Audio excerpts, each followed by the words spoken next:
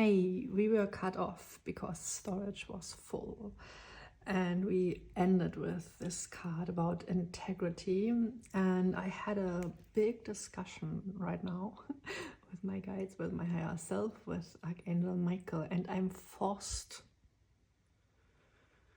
to take the sword, right? And to bring some uncomfortable truth on the table, because we have that here. And I already mentioned some shadows of the empath, and I will go into that deeper even and make clear the difference in the path of the divine masculine and of the divine feminine. I will make that in another video also more extensive, but it belongs here. But before that, I want to say we do have a lot of divine feminines out here in YouTube land or TikTok or wherever, who were awakened through a spiritual connection, which is great. That's the purpose of a spiritual connection, to awaken us. But then, kind of without a proper introduction, they started to read. And you have to, and I mean you have to work through your own shadows first before you can read for someone else. That's with any healing practice. You have to be a pure, clear channel, right? Clear. Pure and clear means that you yourself can be fully without being a person. When I start reading, when I start channeling, it's like that. I don't even know my name anymore, right? I do not have an identity. And even when I start a sentence, want to say something specific about some specific card, something totally different comes out of my mouth very often. And that's great. That's meant to be, because it's the higher consciousness speaking, and we have to allow that. And you know, that's surrendering to the divine, literally. And we can only do that, of course, if we have gone through the ego death, and if we understand, yes, we are the consciousness, and it does not matter where we stand on the side of the picture. It does not matter in which role we are right now, because it's just roles. It's just the meat suite, as we say, right? And we go through these experiences to grow that very consciousness. And divine feminine essence energy can tune into the subconsciousness to the fullest. And so we hold incredible power. I want to make that really clear why I'm speaking about that. We hold incredible power. And to guide someone else through the moon, through the darkness, we can only do that when we have walked that path ourselves. And a lot of people are just walking themselves, and already, you know, they are just literally sharing their own experiences. And it's not really a reading for someone else. I have seen a lot of videos where someone is literally really just sharing their own messages. And still, that might work, right? That's because we are collectives. Of course, that works. But it's good to know it ourselves and to discern. I totally always can feel when I'm in alignment with the reading and when not, like I as a person, my personal experience, because I'm also part of this collective, of course. But the whole reading, let's say it's 100%. And so my personal journey aligns with it about 40, 60, 80 or whatever percent. And same for you, right? Same for everyone. And as a reader, we must feel that, we must know that, we must sense that. We must sense, oh wow, that message is for a group of the collective, but not for me. That message, you know, I'm in that part too. And, you know, it's not a coincidence that I had planned for today to do actually a reading on biased, being biased and the tarot, like projections onto the tarot, as my very first reading for my tarot teachings, which will be available in my memberships, the High Priestess tier, because I want to help. I just want to help, right? I'm doing mystery school since I'm a little kid, so I totally come from a spiritual background, and very late in my journey, after I've gone through a lot of other things, I was confronted with my twin flame journey. So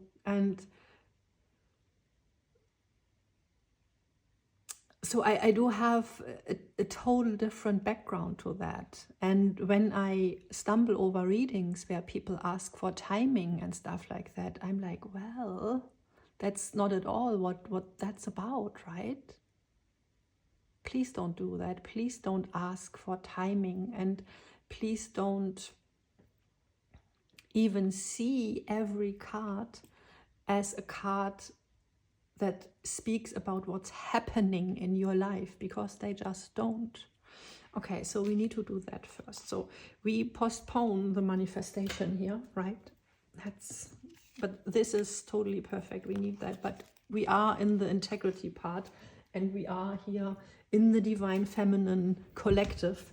And I want you all to be as much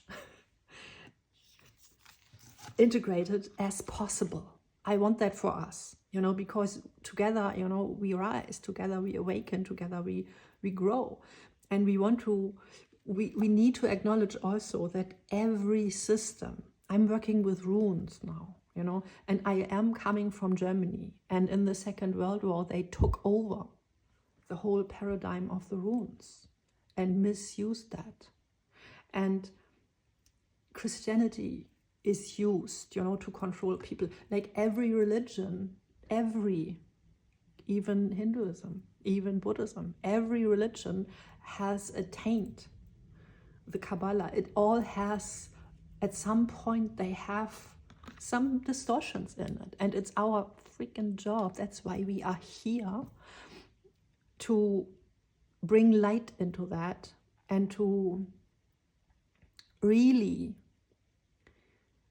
study and from our deep knowing, you know, from the deep inner knowing, because only if you can tune in like totally deep at a core level, only then you feel it, if there is a distortion or not, right? And tarot, I'm a tarot reader in a past life, so I have a total different approach to tarot, and like a deep one. And I stumbled over a deck when I was 16, and I got a book later, and when I read the book, I was like, well, that's not true. Well, that's not how it is. I totally knew it. So, and one of the first things, which is super, super relevant for the divine feminine and masculine story, is to understand the yin and yang. For sure, you can agree with that, right? If you are a divine feminine, you agree for sure that it's super important to understand if an energy is yin or yang based, if it's active or passive. So let's see at that very table. I'm called to do that. This is an ace. Okay. We let that like that. This is a number 2. Yin energy. Justice is traditionally the number 8, so there is a distortion. It's number 8. It speaks about the it's stolen, yes. Wow. Soul star chakra, I wanted to say. Justice. It's this symbol, the 8. It comes from above. It's as above, so below. That's the principle of justice. It's not the scales and the alignment, like having it even like that, but the scales are based on as above, so below, as within, so without. So we do have the 8 with the justice traditionally in the original, and it's always necessary if we work with really ancient mysteries that are created not from scripture, from a book, but from our subconsciousness, really the images. It's also not only, you know, what Pamela Smith has painted here, though she did it beautiful, right? Most decks of today refer to the Smith-Waite deck, but still it is deeper. It's archetypes. And in Italy back then, 1400, they had, like these days in Rio, you know, Rio de Janeiro, carnival stuff. So they had processions where people were disguised as archetypes. And that was the higher arcana. And that was really working like consciously with the collective, with these higher arcanas. And arcana, that means mysterium, mystery. It's about the mysteries of the higher realms. And the higher arcana, yes, that's higher realms. Yes, that's the higher chakras. So 1 to 7 of the higher arcanas, that's the chakras in our body. That's all, it's all about the light, the higher arcana, all about the light. You know? That's why a tower card is a powerful, powerful, beautiful card. Because it's really saying that now the foundation of the light is stabilized. And see, this is like a mini tower. Now consciousness has awakened. The ego is dead. We are not fighting anymore with our mind. We are opening, like the sky is open now. Consciousness is able to shine through all the clouds.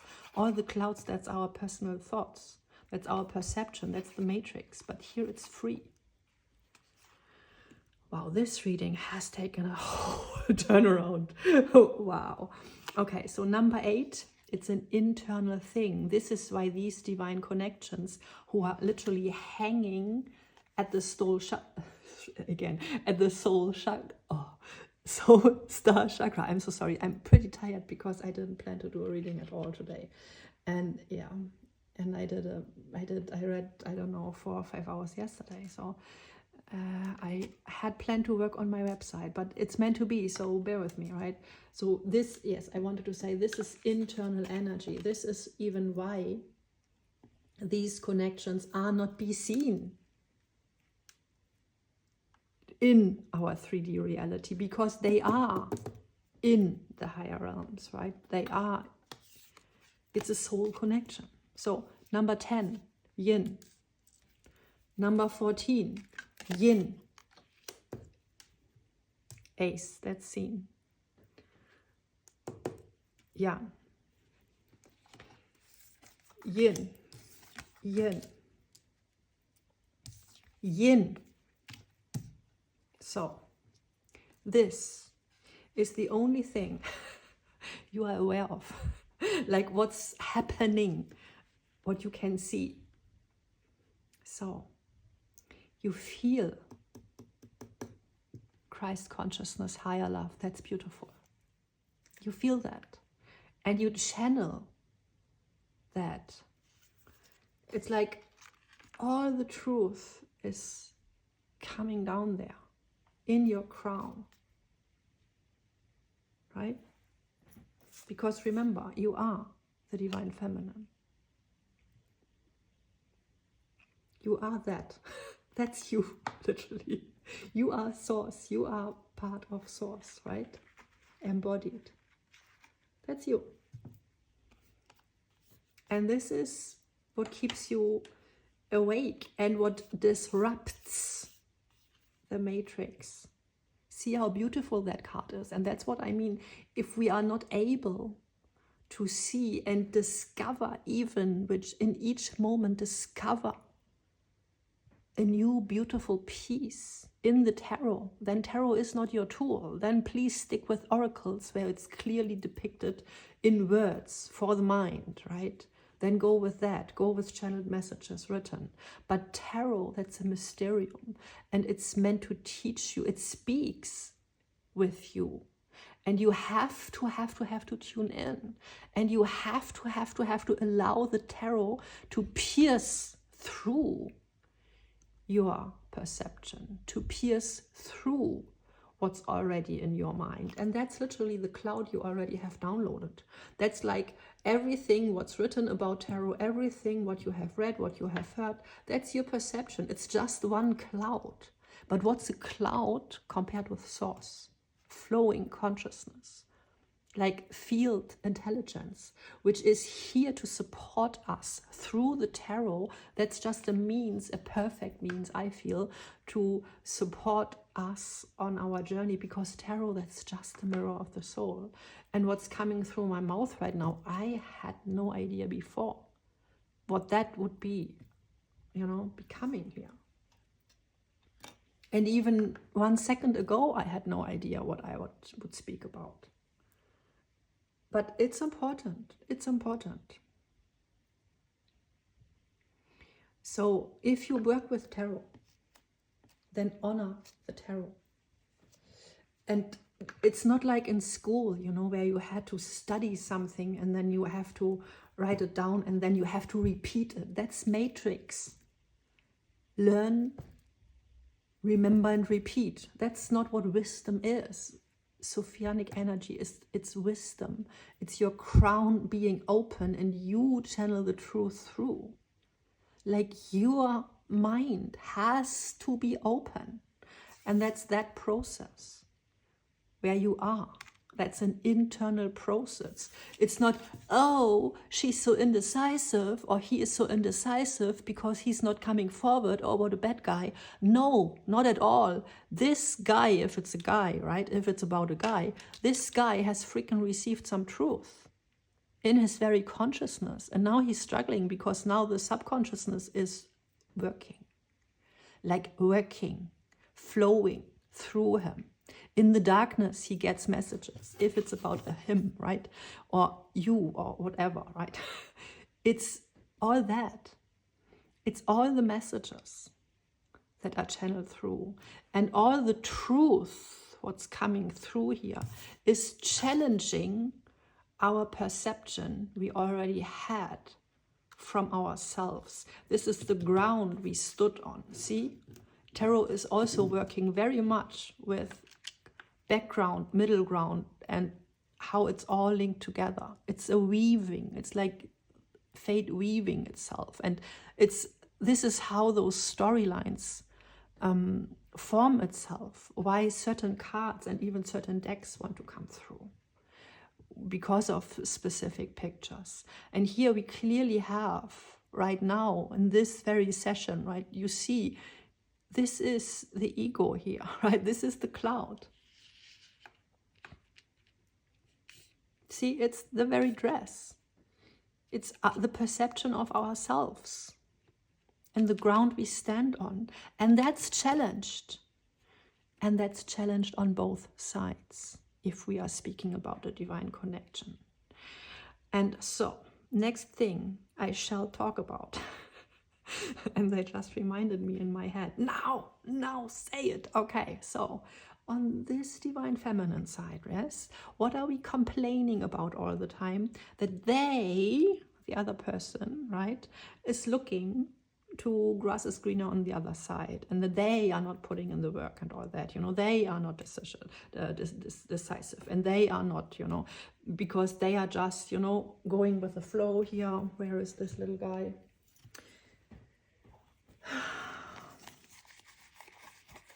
What I said, right? They live in this, I'm just in love with love, and I just, you know, I just play around a little bit. I add my cup to the group and I play with the group and with everyone who wants to play with me, right? I'm open.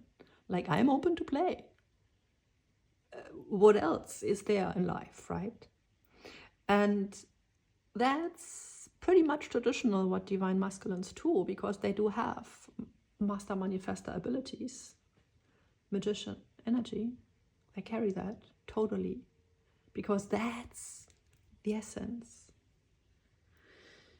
the spiritual essence of the divine masculine, just as the high priestess is the spiritual essence of divine feminine energy. And then, of course, there are other archetypes also who are, building upon that, and who are, for example, the Empress and the Emperor. They are the embodied divine feminine and divine masculine, like divine mother, divine father energy, who are then able to hold space and to build a new ground on earth. So, and this guy, I just say guy, I'm sorry, but the divine masculine, who is in this player, unrefined mode, of course, they take the easy way. And of course, if it's manifesting right in front of them, they take it. Why not, right? So, same happens on the divine feminine side with 5D realm. So, what we are guilty of, and I want to say guilty of, and I just saw 717 as I said that. So this is clearly the shadow of this card, right, in both energies, in the divine feminine as well as in the divine masculine. And you always have to see both freaking sides. That's Archangel Michael screaming. Like whenever I'm so forceful and I really sit here like, oh, that's not me. I'm pretty chill usually. Like, I'm a relaxation teacher and I'm super chill. I'm meditating and channeling all day. I'm not at all agitated. But that's also like the divine masculine collective coming to the divine feminine and saying, hey, please, I can take accountability as much as you can take accountability. We both have to, because it's mirroring. So if you want them to take accountability for just pouring one cup here and one cup there and just, playing with the field, playing the field is playing with the field. That's magician energy. Of course, it's the little magician, right? Of course, it's the one who hasn't thought about it before. Same goes, as I said, for divine feminine retreating in peaceful 5D, like leaving Earth, because ground is so gray, right? It's all gray here, no grass is growing. So what are we doing? We are channeling somewhere and we are hanging out in the Pleiades or in social media land, instead of watering our own freaking grass. But we expect, as the divine feminine, and I say we, because I have a past too, right? We expect other people watering our garden. And my past there is quite nice, I want to say, because mostly people I was with, they were watering my garden and kind of showing me how that goes. And I had to learn then later for myself how that goes. And I understand that it's more difficult if we come with father wounds, because then we have to work through all this feeling of, I never got what I deserved or something like that. But yeah, so I really, now that's me speaking. I really don't want to hurt anybody or whatever, or call anyone out so much, but still, I'm a messenger. I'm a conduit here. I have to say what's coming through, right? Please understand. And it's important. Yes, we understand now, we have seen that it's, if a relationship, if a connection is recognized as truth, like divine truth, like That's my freaking counterpart. I can't escape that, you know. I mean, we want to, because it's not comfortable. We want to focus rather only on work, right? Or only on spirituality. But there comes the danger. Focusing only on how great we are, how wonderful spiritually evolved we are, and how very much expanded our consciousness is. Wow, wow, wow. We are all up there in the higher chakras. Super. But where's the balance? I want you to rather cleanse your kitchen, go through your wardrobe, throw away what you don't need, see if everything is in order, and think about what traits do you want to treat your children. I mean, that's kind of, that sounds super ancient, but that's divine feminine essence too, right? And that's creating magic for the home. Like the clothing, that's the protection. The food, that's the embodiment. That's who we are. And it's divine feminine responsibility kind of to take care for the space where the grass grows. And then the divine masculine's job is it to kind of run around there, you know, like a dog patrolling and protecting the ground. And of course, this is also just aspects of self.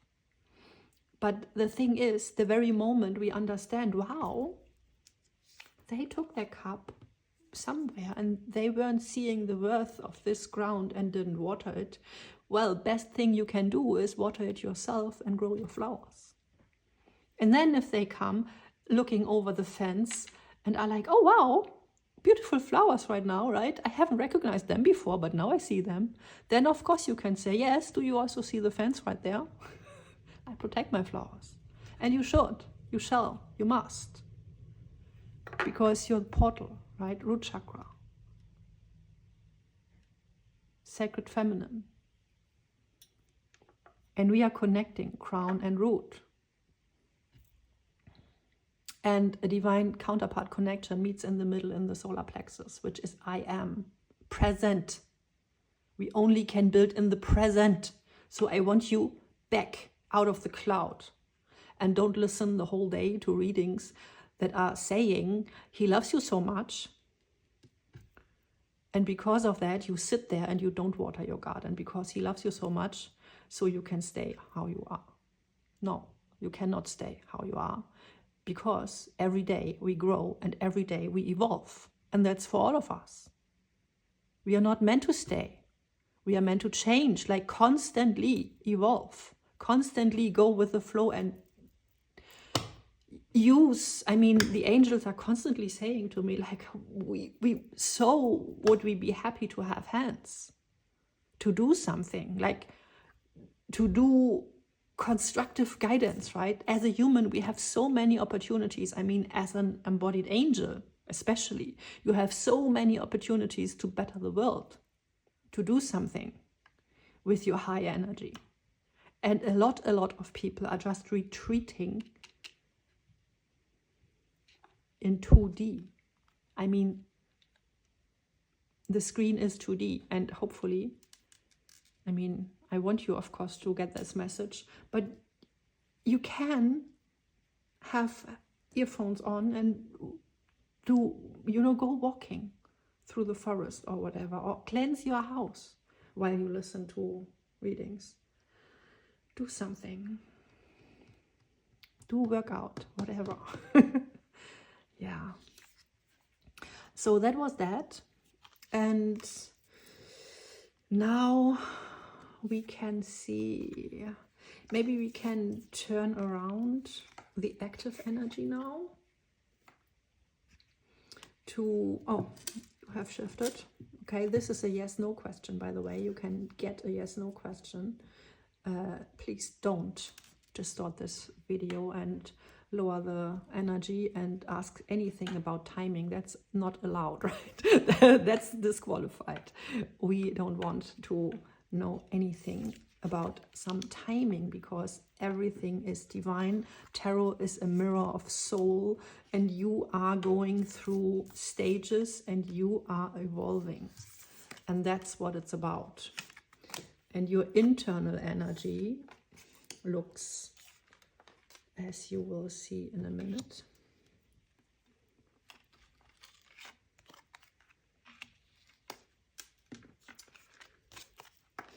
There we go. Justice, fate,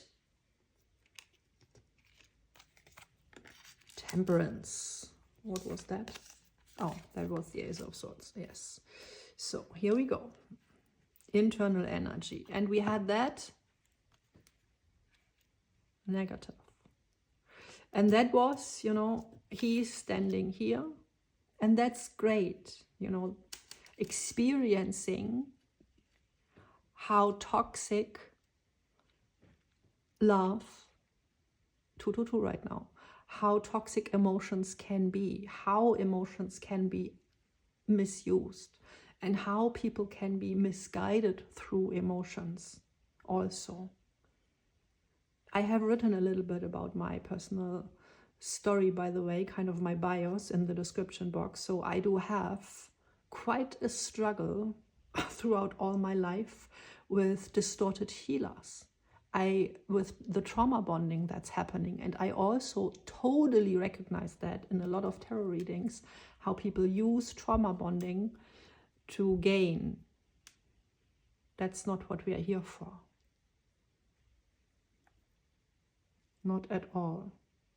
And as I said, we need to understand our own shadows. And if you have a tarot deck, right, and you read for yourself or for others, even if you read since 10 years, I want you to do that, totally. Like, take the whole deck, look at every card, and take out one card what you don't like. Let's see, can we get like which card anyone here potentially would not like? Here's one, right? Yeah, nice. The player, right? Oh, they are just a player. Oh, still not evolved. You get me? This energy, right? Night energies are air energy. Just to start somewhere, right? To start somewhere before we project. Okay, before we freaking project, we need to start somewhere with logic. That's why we do have a heart space, a higher heart space, and even higher truth right here underneath, right? Truth, okay? Higher understanding. And so, and that's why tools like tarot decks are created. It's a whole school in this deck. It's not someone has painted that somewhere, but no, it's super ancient wisdom in here. It's like the whole world is in this deck, and the whole universe, even with the higher arcana. The whole world is in the lower arcana, and the whole universe is in the higher arcana, and all is woven together. It's like you need nothing else for your whole life if you understand tarot. But you can, of course. And also, it makes no sense to mix all systems and to put astrology onto cards. That's a totally different system. And yes, this resembles Sagittarius energy. Yes, of course, it does. But you must not say, well, that's, you know, Jupiter or Sage or whatever. Must not be. Totally not. It helps not so much to mix systems together, because there are differences, right? There are differences. So, the Knight of Wands, right? Knights are air energy, meaning they are not representing people or character, not at all. They are representing how we communicate and interact with life. See, this is how we experience life. A page, us experiencing the earthly experience, like the human experience on earth. How are we experiencing that? Through emotions, in that sense. If we do have a wand here, then it's through fire, right? Through excitement, through ignition, that's the creative spark we feel. That's downloads, like in the fire, right? In the fire realm. This is emotional downloads. So this is literally feminine and masculine, like divine feminine energy, that's water, divine masculine energy, that's warmth. So this is the typical guy who goes around and waters, not even waters, right? Because he has no water, if you can see that, but who feeds off wherever the grass is green, because he's pretty hungry, because there, right? So, as I just said, nights are how we interact with the world, how we approach the world, but it's more the approach and not about the person. So you can see that as a card, as a mood card. You can, if you have one night in a reading, then it's like, oh, okay, like this whole scenario is in the mood, you know, and it's like a theme on a handy or something, like a theme. So that's the theme of their life. It's adventure, excitement. And yes, it's a little bit Peter Pan, if we look at that, because it's just playing. It's a little bit magician, unevolved. Yes, of course, because it's just playful, maybe, right? But it's also super ambitious, which is a good thing. It's the whole fire, right? It's someone who has received in the physical body a divine download, like a divine truth, like joy, right? For example, it's divine, right? It's divine. Joy is divine. And of course, you know, we are speaking here in the whole range of little pleasures, happiness, which is what you work on, like happiness, and you look down on the pleasures here on that side. Of course, I understand that. And then we do have also the potential to full joy in divine alignment. And that's so freaking beautiful. This is a very powerful way of approaching life itself. Like, it's courageous and it's lit. It's lit. And this is literally the energy of the firehouse, which is coming for us to all get us. And I understand now why this card is here. Yeah. Yeah. And it is very similar to Jupiter, of course, especially to Sagittarius, because that's that, like exploring the world, exploring higher, you know, higher morals, if we are not distracted from pleasures, right?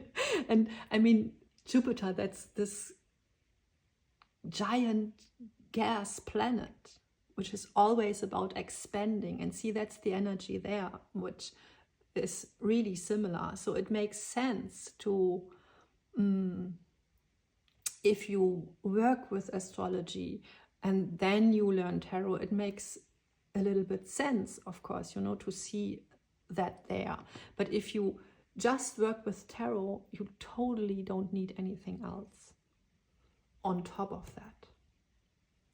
It's nice, though, of course, to ask, for example,